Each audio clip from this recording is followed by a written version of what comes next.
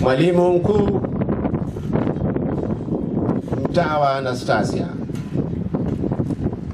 mtaa wa Jane, mwenyekiti wa kamati ama bodi ya shule Bwana Arika, Father Henry Ndune, walimu, wazazi,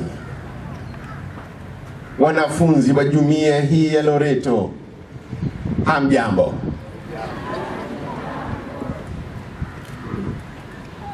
Nimesikia maneno mengi mazuri, matamu, maneno mateule. Maneno mateule, maneno matamu, maneno ya kuvutia. Anasema mfawidhi wa sherehe, hata waimbaji wanaimba kwa lahani tanusi.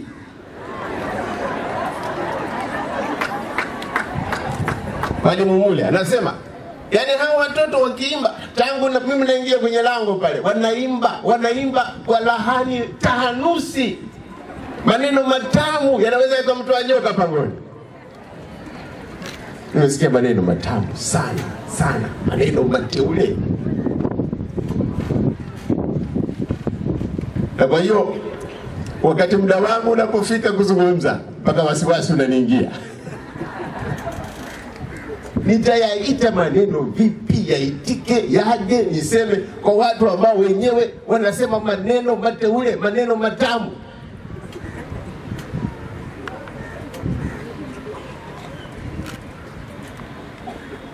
Na mtaa wa Jane amenipa kibarua kigumu sana sana, ambacho sijawahi kufanya katika maisha yangu.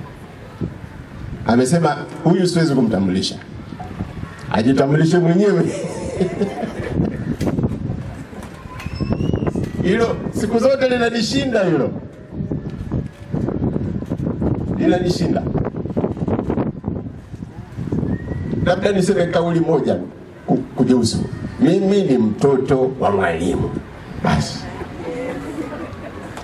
Walimu mpo? Mimi ni mtoto wenu. Mimi ni mtoto wa mwalimu. Nafikiri hilo linatosha. Mengine tunaachia Mungu. Alafu kwa sababu naona mtu akija hapa na amusha watu wake, nimemwona Arika amekuja hapa kaamusha watu wanaohusika naye katika mambo mbalimbali, na rafiki wake mmoja karibu sana akamwamusha. Na mimi bwana nadhani nitafute mtu wa kuamsha hapa. Yupo wapi Farida? Alonipa ua nilipoingia pale. Yeye na wewe. Wapi Farida? Mwanafunzi wa chekechea Farida. Huyo ni rafiki yangu na nataka nimtambue. Farida yuko wapi? Basi huyo ni rafiki yangu. Nataka nimtambue. Na yupo mwingine jina limenitoka, kanivisha ili koja la maua. Mtu mwema sana. Nafika tu ananivisha koja. Unaona katika umati huu hakuna mtu mwingine amevaa koja, mimi tu. Wanafunzi wema sana hawa. Na kuna Jedida. Wapi Jedida? Jedida nafikiri huyo ninapaswa kumtambua. Wapi Jedida? Angesimama popote alipo apunge mkono hivi. Jedida? Jedida. Huyo namfahamu huyo sana. Huyo tuna historia naye huyo.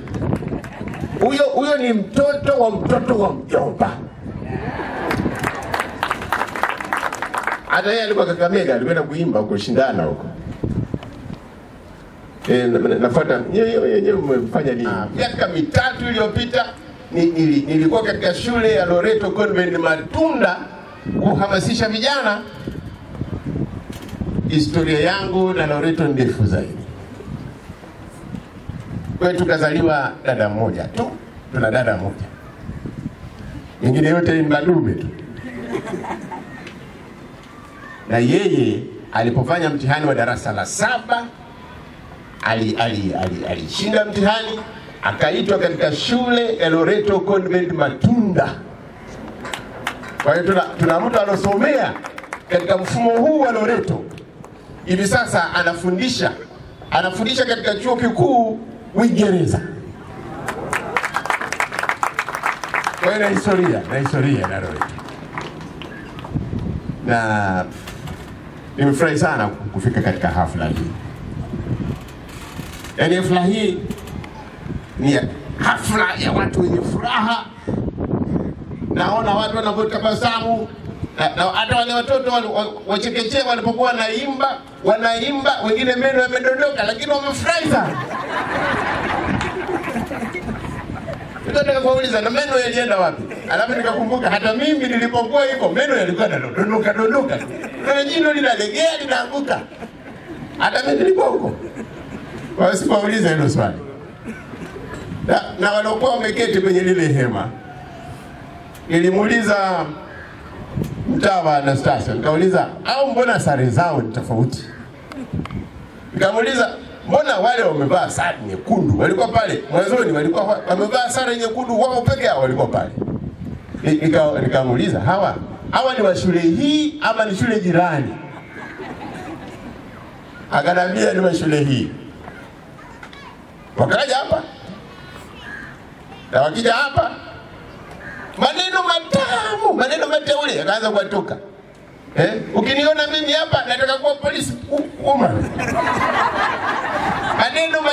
Maneno matamu. Sasa hawa mara mwingine anasema nataka kuwa, ukiniona mimi hapa nataka kuwa daktari. Ukiniona mimi hapa nataka kuwa mwalimu. Ukiniona mimi hapa nataka kuwa engineer. Wale si wenzetu mwalimu. Wale si wenzetu. Wao si sehemu ya shule hii. Wale ni madokta, wale ni walimu. Polisi umma. Si wenzetu.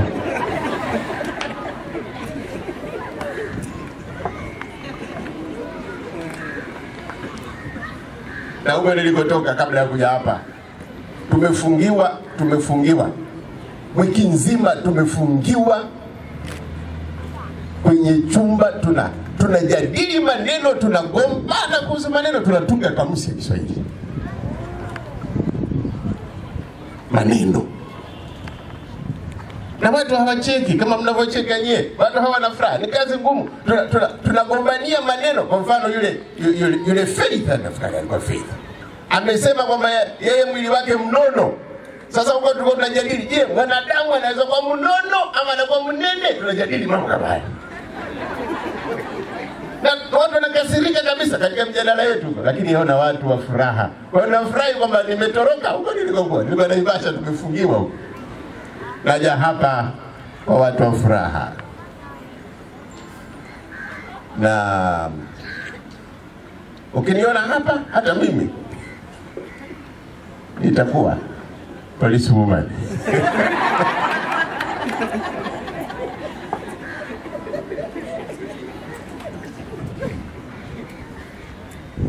Wajua, Father Nune ndiye aliyesema, kama mtoto anapiga kelele hivi, anapiga kelele darasani, yule msaidie awe mtangazaji wa mpira. Na mimi nikakumbuka mtangazaji uliponijia, huwezi kuamini. Mimi sikutaka kuwa mtangazaji kwanza. Nilitaka kuwa askari wa polisi. Hilo ndilo nililotamani katika maisha yangu. Nivae sare ya polisi, nipewe bunduki, nitembee kwa mikongo, nikusimamisha watu na kuwauliza wapi kitambulisho, wapi death certificate.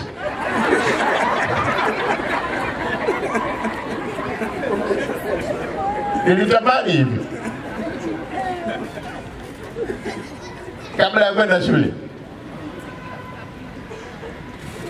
Alafu nikaanza kusikiza radio. Manake baba alinunua radio. Yeye alikuwa mwalimu. Baba alikuwa ndio mtu wa kwanza. Nasikia nyewe mkienda Kakamega, Kisumu mnapanda ndege.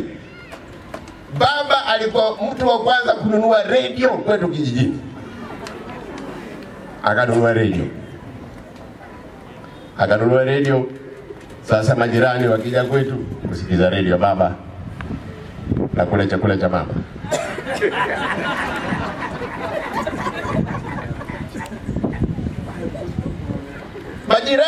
Majirani wanakuja, wanasikiliza matangazo ya mpira, wanasikiliza taarifa ya habari, wanasikiliza matangazo ya vifo. Hayo ndio walipenda zaidi. walipenda sana matangazo ya vifo. Wanasikiza radio baba, wanakula chakula cha mama. Kwa hiyo nikamuuliza mama, unajua nimemwambia mwanzo nataka niwe askari wa polisi. Nikamwambia mama, hebu niambie vizuri, niambie mama, niambie. Hawa watu wanaozungumza ndani ya radio lazima wawe ni watu wadogo sana hawa. Lazima hawa wanaozungumza ndani ya radio na walikuwepo watu Leonard Mambo Mbotela, Salim Juma, Salim Muhammad, Muhammad Juma Juguna, walikuwepo Gladys Erude, walikuwepo Elizabeth Obege, Khadija Ali, wanazungumza. Na katika idhaa nyingine ambazo baba alikuwa na nasa, walikuwa watu wanaitwa kama Salim Mbonde na Sera Ndumba, majina kama hayo. Na Abdul Ngalawa wanatangaza. Naambia mama, hawa watu lazima wawe watu wadogo sana hawa. Baba kaniuliza kwa nini?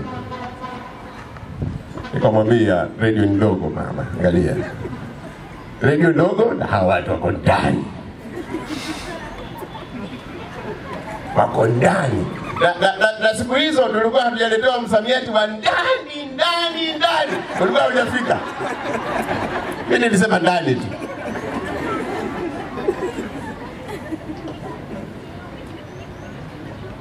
Nikamwambia mama, sikiza mama, nabadilisha, sitaki kuwa askari wa polisi sasa. Nikamwambia mama, nataka niwe mtu mdogo niwapo mtu mkubwa. Yaani nikikua nikawa mkubwa, nataka niwe mdogo kama hawa. Ili niwe mtangazaji wa radio, nitoshe ndani ya radio, maana radio ndogo lazima niwe mdogo hata nikiwa mkubwa. Kwa hiyo natamani kwamba hata katika hafla hii watoto wadogo, watoto wa chekechea, hata darasa la kwanza hawajaanza, tayari wanaanza kutazama mbele kule waendako. Nini watakacho kufanya baadaye katika maisha yao. Yaani kumbe kwenda shule ni kuangalia mbele, si kuangalia hapa. Unapokwenda shule hutazami Loreto Convent Mombasa, unatazama miaka 20, miaka 30 kule mbele, miaka 20 kule mbele unaangalia. Na ndivyo walivyofanya wenzetu hapa waliposema, ukiniona hapa unaona rubani, ukiniona hapa unaona mhandisi engineer. Kwa tunafurahi sana kutangamana nanyi wenzetu ambao si wenzetu. Maana malengo yao yanalenga juu, wanalenga juu, sio? Kwa hiyo nataka nizungumze kwa awamu. Maneno. Ingawa maneno yangu si maneno mateule. Niseme kwa awamu. Labda niseme tu kwamba kwanza, when I grow up, nataka niwe kama Hamisi Mwangaza. When I grow up. Umemsikia na Moghani mashairi? When I grow up, nataka niwe kama yeye. Na when I grow up, nataka niwe kama Bwana Lule. Yaani, nimemsikiza Bwana Lule, kile Kiswahili kinachomtoka, akasema when I grow up, nataka niwe kama yeye.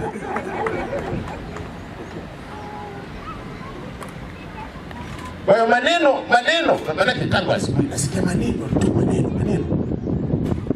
Ingawa mwingine ametuambia, wacha maneno, weka muziki. Umemsikia huyo? Katika wale walioimba hakuna aliyosema tamko kama hilo, lakini kuna Mtanzania anaimba, anaitwa Darasa, anasema wacha maneno, weka muziki. Hatuwezi kuacha maneno sisi, hatuwezi kuacha maneno hata kama si maneno mateule. Hatuwezi kuacha maneno. Mbona yeye anasema wacha maneno na anaimba kwa kutumia maneno? Kwa hiyo hatuwezi kuacha maneno. Na ni maneno ndio ambayo tunaambiwa hapa. Hata wale watoto wanaposema, ukiniona mimi hapa nitataka kuwa daktari. Maneno ni muhimu. Ndio maana katika hafla kama hii ni wakati wa kuhimizana, kuhamasishana, kushajiishana. Watoto, yani wanafunzi, walimu, wasimamizi wa shule, wazazi kuhimizana. Kwa hiyo nataka nitumie muda uliosalia kukushajisheni, kukupeni moyo, kukuhimizeni. Na nitaanza na nyie wanafunzi. Ingawa mnakuwa si wenzetu, kwa sababu malengo yenu mnalenga juu sana nyie. Tuanze nanyi.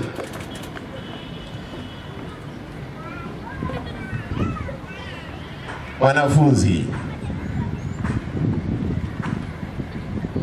je, unathamini jasho wanalolitoa wazazi wako kuhakikisha kwamba unakuja kusoma katika shule kama hii, shule ambayo ni kama safina katika eneo zima la Mombasa? Yani wanajikusuru, wanatoa jasho wazazi wako kuhakikisha kwamba unapata elimu nzuri katika shule nzuri ya walimu wazuri kama hawa. Je, unathamini hilo? Unawashukuru wazazi wako kwa hilo? Walikwenda Kakamega juzi, nimeuliza, walikwenda kuimba, wamekwenda kwa SGR. SGR ambayo Mtawajeni amekuja nayo. Huu ni usafiri wa juu. Wazazi wenu washukuru sana. Kwa hiyo kwa sasa nataka wanafunzi wote wawapigie wazazi wao makofi kwa juhudi zao za kuwekea mustakabali mwema.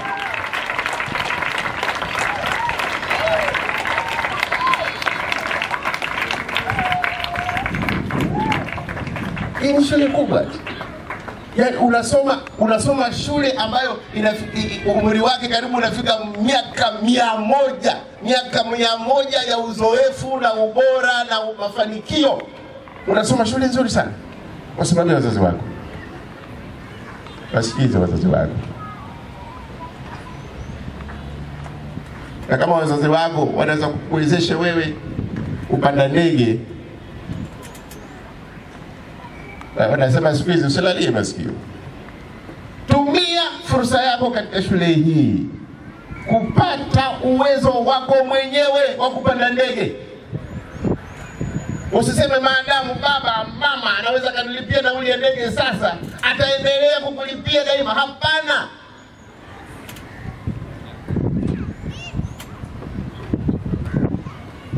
Huu ndio wakati wako wa kuweka msingi wa kujitegemea.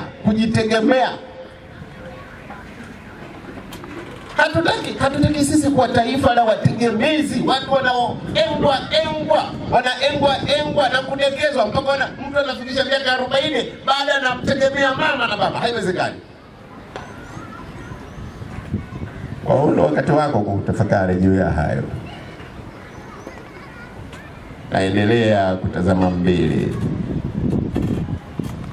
Miaka 10 ijayo, miaka 20 ijayo. Angalia kule mbele huko. Siku zote angalia mbele, usiangalie hapa, usiangalie sasa, angalia mbele. Ndio wito natoa kwa nyie vijana. Wathamini wazazi wenu. Wathamini walimu wenu. Walimu wenu wanawapenda sana. Wathamini.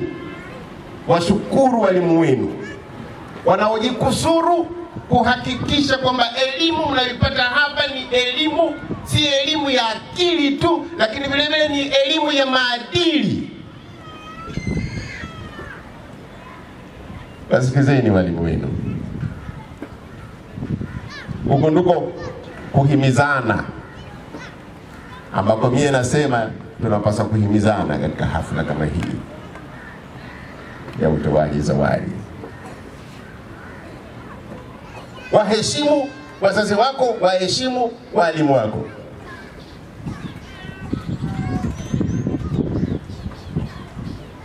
Aya. Sasa wanafunzi mnaweza kulala usingizi. Nataka kusema na wazazi wenu. Mna ruksa. Mnaweza mkalala au mnaweza kusikiliza. Maana kesho labda wewe utakuwa mzazi pia, sio? Unaweza kusikiliza vile vile. Maana kesho unaweza ukawa mzazi. Wazazi, hongera sana kwa kazi yenu ya kuandalia mustakabali mwema wa watoto wenu. na kuwaleta katika shule kama hii. Labda nirejelee hoja aliyoitoa Father Ndune, Edwin Ndune. Alisema msiwadekeze sana, msiwaenge sana watoto wenu.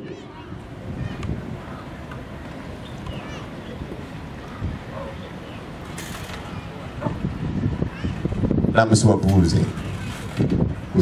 watoto wenu. Mtu anaweza kusema ana kazi nyingi. Hakuna kazi kuliko huyo mwanao. Hakuna. Wewe unaweza kuwa district commissioner, unaweza kuwa county commissioner, lakini hiyo kazi si muhimu kama kazi ya uzazi ya kuwa wewe ndio mama au baba yule mtoto.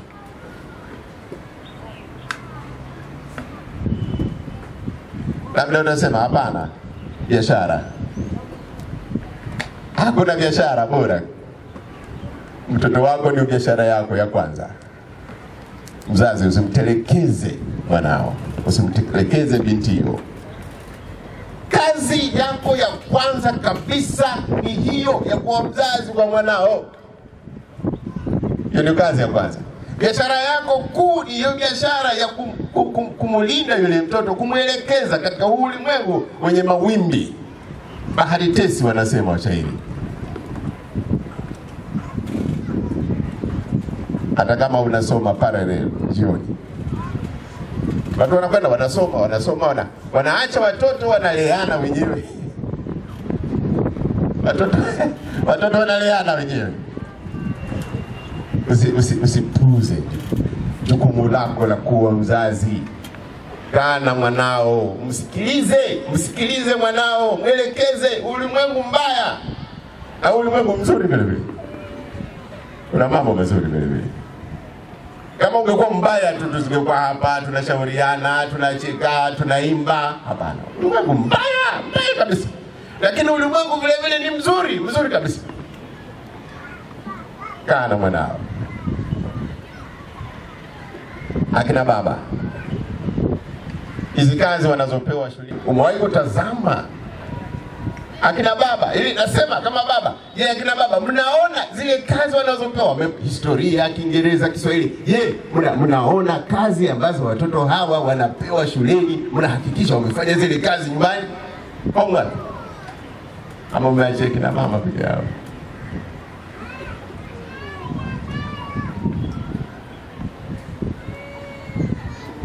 Kwa hiyo ni la kufikiria. Mwisho kwa uzazi.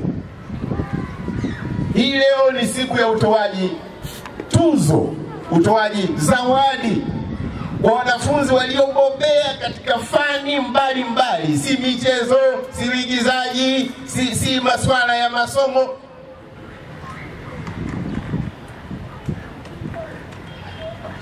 Utasikiaje moyoni kama mwanao hakupata chochote leo? Hii ni siku ya utoaji zawadi. Umekwenda nyumbani na binti yako hakupewa zawadi leo, hakushinda katika somo la fizika, la sayansi ama Kiswahili au hisabati, hesabu, hakushinda mwanao. Unahisije? Unasikia kama maini yanakeketeka. Utamlinganisha na wengine. Utamwambia mbona wewe hukushinda kama Farida alishinda, wewe hukushinda. Usimlinganishe mwanao na mwingine. Watu wanafanya mambo kadiri ya uwezo wao. Na usimkatie tamaa mwanao. Usimkatie tamaa. Useme huyu si chochote, si lolote. Huyu hafui dafu hata vibaya. Usimkatie tamaa mwanao. Hata nikupe kisa cha kwangu. Nilipokuwa darasa la pili, muhula wa kwanza,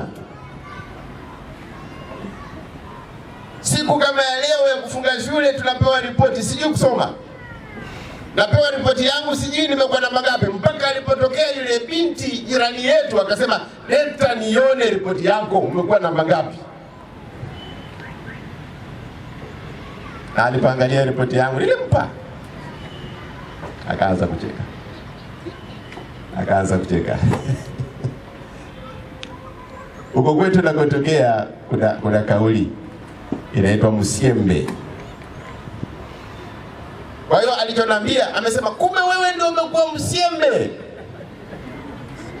Wewe umekuwa msiembe. Sasa Waswahili watasema wewe ndio umemtamkia. Nilikuwa aliniambia, mimi sikujua. Aliniambia alipoangalia ripoti yangu nilikuwa nambari 72 wa wanafunzi 72.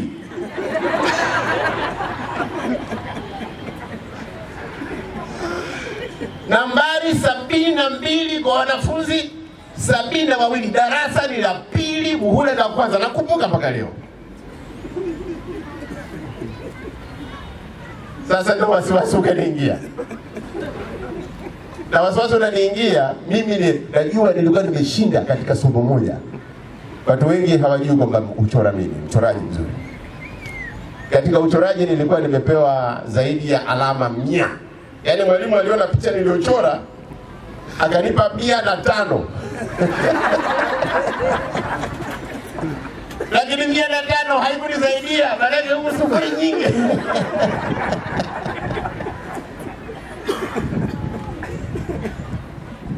Sasa nyumbani nitaendaje?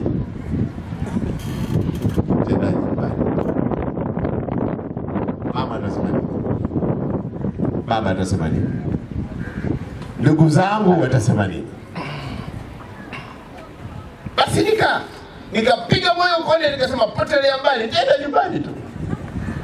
Siwezi kupanda mti, siwezi kujitosa kwenye bwawa, nitakwenda nyumbani tu. Nilimpata mama amepika chamcha, nikampa ripoti, sikuogopa, lakini ina wasiwasi.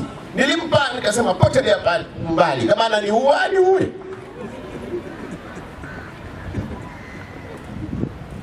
Mama kanambia, najua utafanya vizuri zaidi wakati ujao.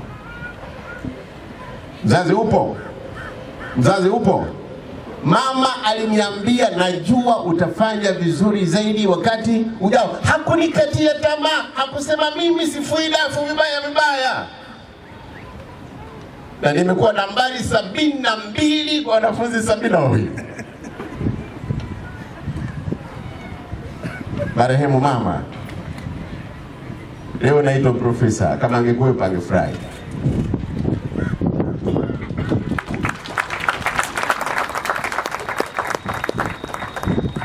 Muhula wa pili nilichupa. Muhula wa pili niliporudi shuleni nilichupa toka 72 mpaka 21. Mama alivyoitikia, hakunidunisha, hakunidhalilisha, hakunibeza, hakunidharau, kwa sababu nimekuwa wa mwisho darasani. Nimekokota nanga darasani. Kwa hiyo wewe ovyo, mtoto ovyo, mbona wewe si kama kaka yako? Na kaka alikuwa amekuwa namba 7 darasani.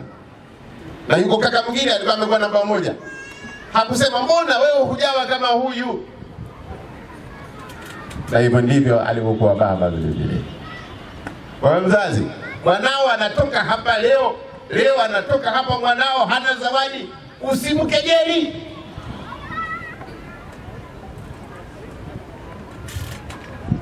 Usimkejeli. Useme wewe si kama fulani, mbona hukupata kitu, hilo usifanye. Wazazi yawatosha hayo, sio? Haya. Walimu mpo? Sasa wazazi mnaweza mkaanza kubudget mambo ya mwaka ujao. Tunawaacha nyie. Wacha twende kwa walimu. Walimu, je, mnawakatia tamaa wanafunzi wenu? Mnawakatia tamaa?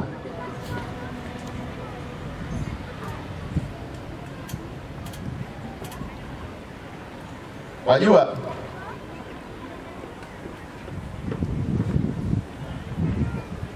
nilipofika darasa la 6 na ni kwamba ninaweza nikawa namba 6 katika darasa langu, walimu wangu walikuwa hawaamini, lakini walikuwa wameshindwa. walikuwa wameshindwa kuona kwamba labda kuna kipaji kilichojificha katika mtu huyu. Ushaona? Walikuwa wengine wamenikatia tamaa. Maana nikifika darasa la 5 kuniradi. Darasa la 5 nilikuwa sijui kusoma. Wangapi walifika darasa la 5 na hawajui kusoma? Mimi nilifika darasa la 5 sijui kusoma. Sijui kusoma darasa la 5. Yaani walimu wangu wamekaa nami kwa miaka 5 wananifundisha sifundishiki, siwezi kujua kusoma. Wakakata tamaa, wakasema huyu ovyo. Mama alikuwa amesoma mpaka darasa la 4 na anajua kusoma. Elimu, yani kiwango cha elimu cha mamangu darasa la 4. Mimi niko darasa la 5 sijui kusoma. Mama akasema basi wewe nitakufundisha mimi mwenyewe nyumbani. Yani mama anafaulu, na alifaulu sana. Anafaulu pale ambapo walimu walishindwa. Nikajua kusoma. Na alikuwa hajui Kiingereza hata hivyo. Alikuwa ananifundisha Kiswahili. Lakini kwa kujua kusoma hicho Kiswahili nikajua Kiingereza na nikawa sasa naweza nikaelewa. Mambo yanaendelea darasani. Nikawa si zumbukuku tena. Sijui ngoma iko wapi. Mama. Kwa walimu utamwachia mzazi afanye kazi ambayo wewe unapaswa kufanya, kumfundisha mwanafunzi. Na wacha niseme jambo jingine. Hivi mnafundisha kwa malengo gani? Mnafundisha wanafunzi ili wapite mitihani? Au mnafundisha wanafunzi ili waelewe?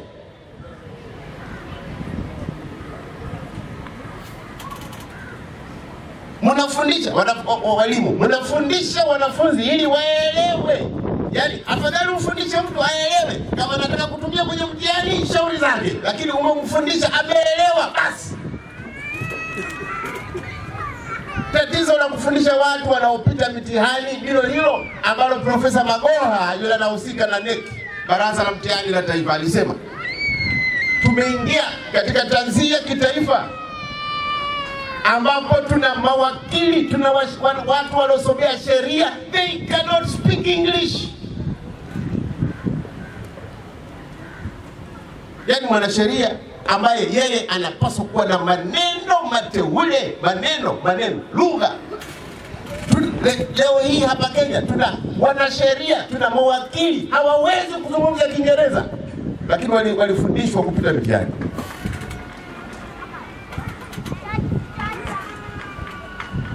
Tragedy.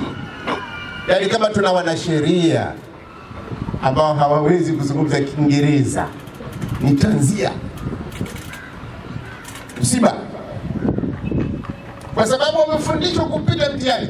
Mwalimu usifundishe mtu wa kupita mtihani, mfundishe mtu ambaye anaelewa kile unachomfundisha basi.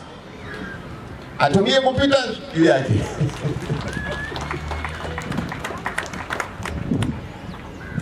Na mfundishe vile mnavyofanya.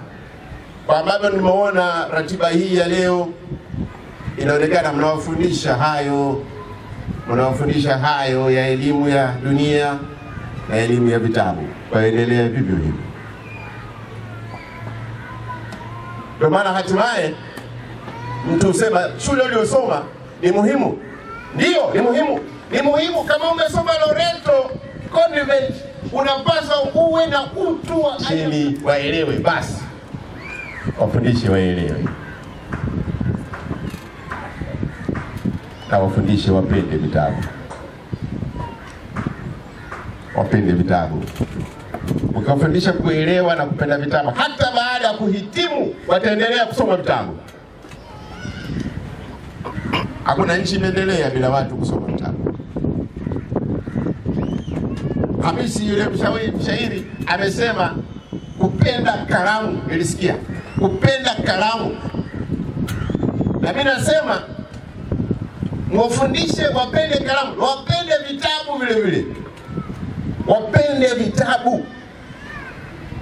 Churchill ambaye alitajwa hapa na Father Nduli.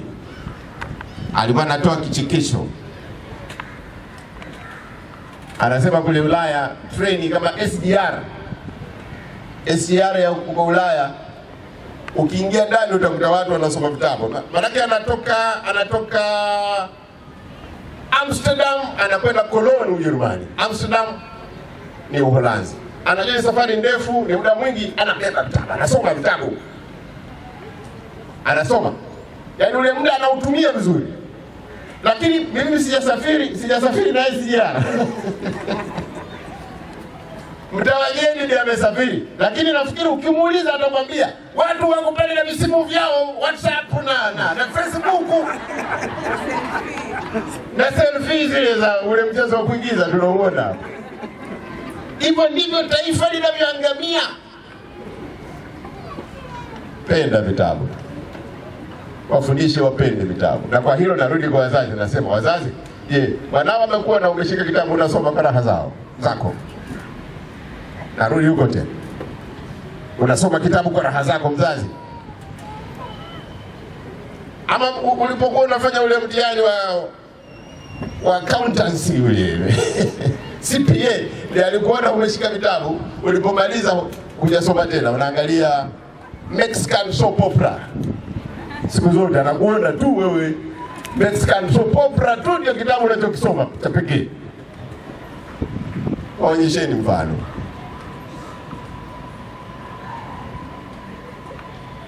Amina, nashukuru kwamba tumeelekezwa kule mbele kwa kile kikundi changu. Tulisema kile kikundi cha wale waliovaa sare nyekundu wale nasema si wenzetu wamelenga juu, tukiyatimiza majukumu yetu tukiwa wanafunzi, kwa kuwatii na kuwathamini wazazi wetu na walimu wetu. Wazazi, tukiwa wazazi, si wazazi kwa jina.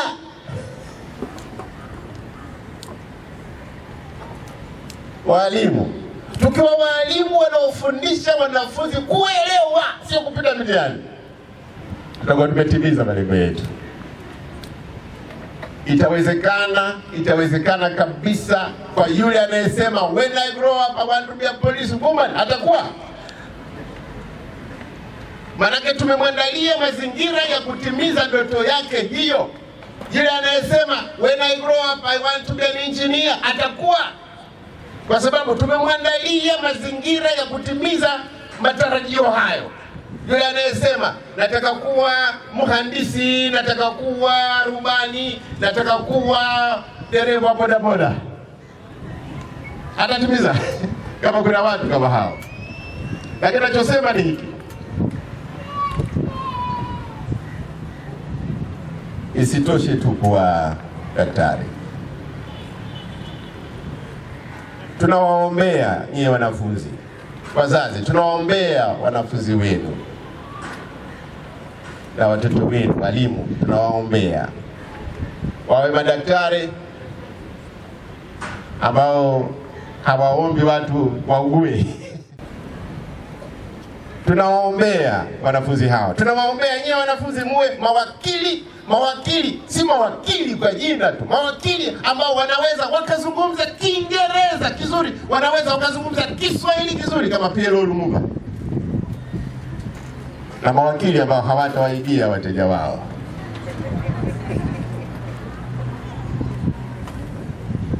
Tunataka muwe askari wa polisi wanaume na wanawake, lakini askari wa polisi asiyechukua hongo.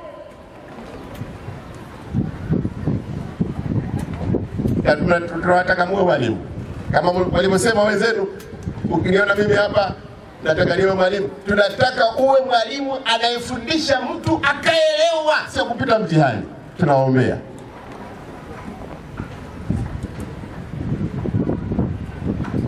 Na kuna mmoja alisema, sijui kwa nini hatukurejelea hilo. Mmoja alisema ukiniona hapa nataka kuwa pastor.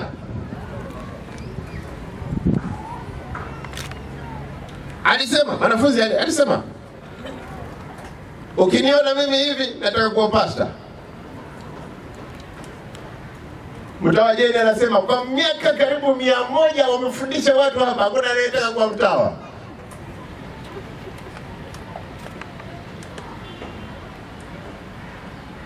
Sasa hapo ndio kuna mtafaruku. Huo ndio unaitwa mtafaruku. Maana katika jamii yetu zipo kazi ambazo tumezipa hadhi, tukasema hizi ndizo, na tunadharau kazi nyingine.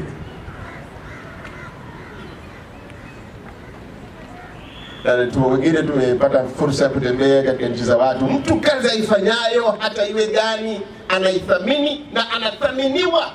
Na sasa ili tugeuze fikra zetu, lazima tuanze kuwa na mtazamo mpya, kwamba angalau kama mtu anafanya jambo linalochangia jamii, tumheshimu huyu. Yaani tusione kwamba mtu akiwa daktari basi amekuwa mtu, asipokuwa daktari si mtu tena. Yaani kama wewe mzazi, kama mwalimu, nilitaka mtoto wangu awe daktari. Mimi baba alitaka niwe engineer.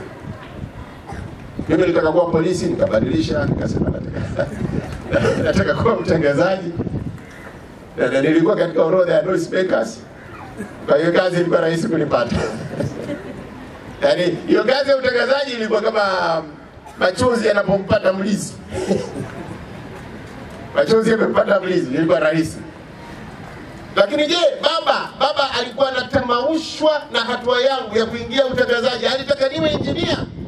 Baba hakunidharau kwa sababu sikuwa engineer.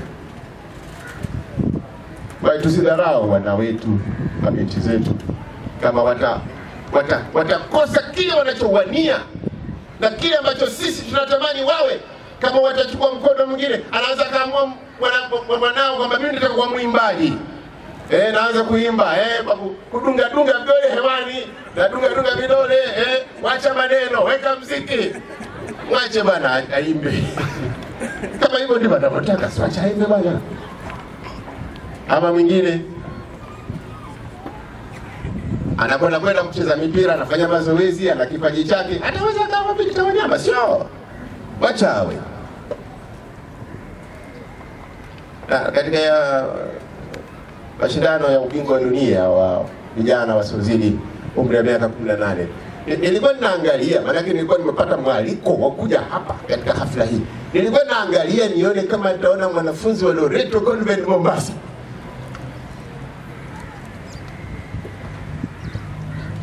Lakini sikuwaona. Nasikia hamkimbii mita 200, 100, 400, 1500, hamkimbii mita 800. Nyinyi mnaogelea, nasikia mna mkoa kubwa sana mna. Sasa hao walioandaa mashindano waliokosea. Maana kama kungekuwa na mashindano ya uogeleaji mngekuwa mumo, sio? Sasa tunachosema, mtoto anaweza kuwa yeye kipaji chake ni katika mambo hayo, acha atononowe kipaji chake, usimzuie. Ulitaka awe engineer, ulitaka awe engineer, amesema yeye atakuwa mkimbiaji, acha akimbie. Acha akimbie. Tukifanya hayo, tutajenga jamii ambayo ina mashiko na muamana na mafanikio makubwa.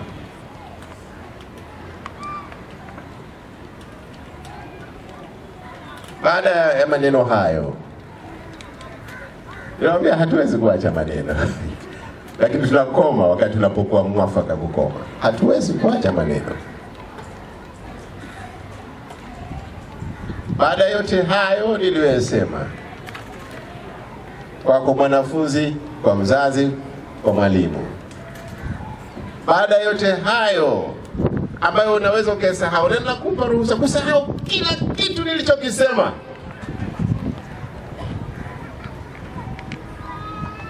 Yakumbuke haya. Nawatakia mafanikio katika hamkani zenu mbalimbali, wanafunzi katika masomo yenu na katika mitihani. Nawatakia mafanikio makubwa. Wazazi na walimu, nawatakia kila laheri katika majukumu yenu mazito mnayoyabeba.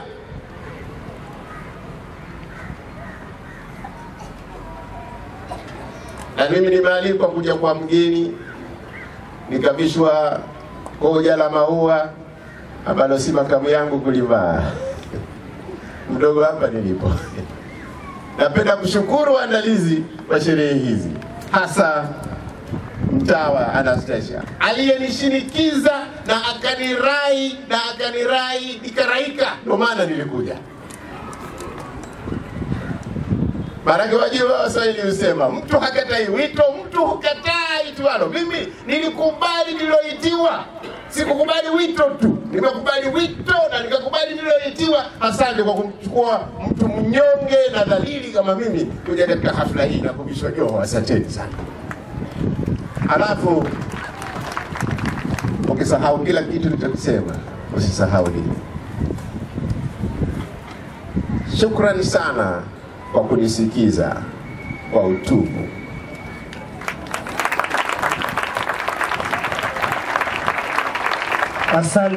Asante sana Profesa Ken Walibora kwamba umekuja tukuone na tukusikilize, si jambo ndogo. Hapa shuleni umesomwa sana na wanafunzi hawa kwa sababu ya kuwa mwandishi. Kiswahili chote unachokisikia kutoka kwao kimetokana na wewe. Diposa katika shukrani zote hizo nafurahi kusema kwamba umetuhamasisha kuelewa kama vile unavyoandika titi la mama litamu, jingine ya lishe hamu. Vile vile titi la mama litamu hata likawa la mbwa. Titi tunalizungumzia hapa ni lugha yetu ya Kiswahili. Tumemwona profesa mwenyewe, Kiswahili kinalipa. Wale ambao tuna mwelekeo hasi dhidi ya lugha ya Kiswahili, Profesa Ken Walibora ni mwandishi wa vitabu ambavyo sitaki kuvitaja, wengi mmevisoma na mmefanya katika mitihani ya kidato cha 4,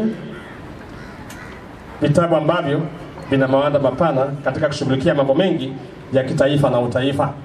Asante sana Ken. Kwa sababu ya wakati na mtanisamehe sana, nataka tuingie hasa katika kilele cha siku hii ya leo ya kutuza zawadi, na ningetaka kumwomba Masi Mcharo siwezi kumwacha nyuma kwa sababu ya utukufu wa Kiswahili. Na kwa sababu Ken yuko hapa leo, siwezi kumwacha Masi Mcharo. Naona kama nikimwacha Masi Mcharo nitakuwa hasa nimetenda dhambi. Masi Mcharo, karibu.